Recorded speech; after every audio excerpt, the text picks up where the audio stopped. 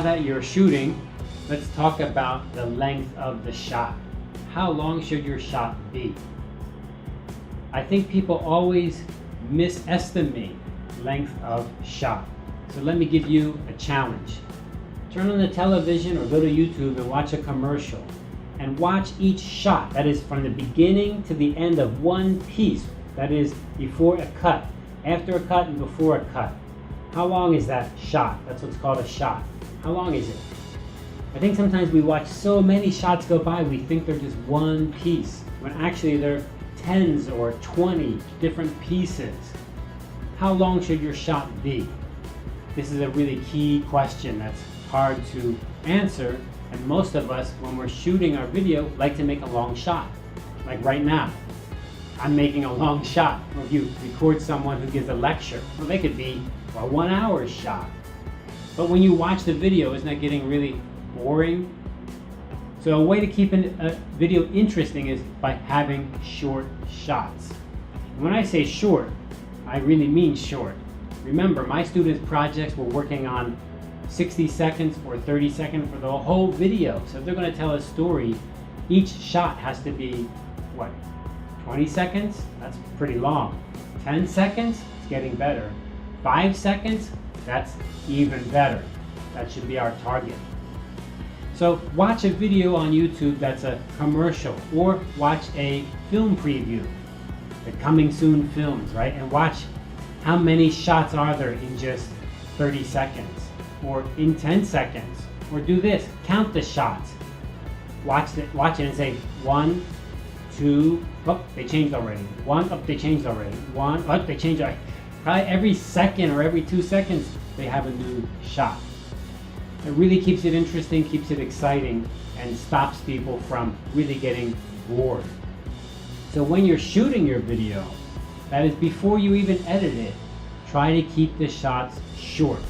This will also help your editing because you won't have these long shots that you need to cut into very small pieces, which can be very tedious and hard. It also makes your file size big. By having a short shot, it keeps your file size short and makes your editing easier. So when you're shooting, the way you do that is you say action, and the person does the action, and you say cut very quickly. You should be following your shot schedule, your shot list. You should be following your storyboards, and the storyboards will give you an idea. Follow those and don't let the shot be too long. So I want to follow my own advice, and I don't want to let this shot be too long. So let's move on to the hardware table.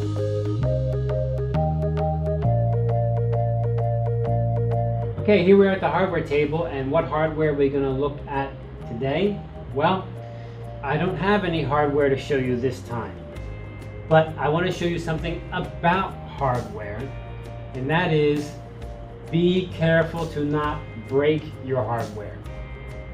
When I was studying filmmaking for the very first time, way back in 1980 something, 1983, I remember we borrowed our cameras, we borrowed the lights from the school art department. We went out to have a shoot. We even had a cameraman, a sound man. I was director. And the cameraman, he was all ready with the camera, and he tripped. He tripped over a wire, fell down, and almost broke a very expensive camera. That's easy to happen. He was a very responsible person, but stuff happens, remember? You can't really control it. So what's my advice on this? My advice is maybe you should use equipment that's not expensive.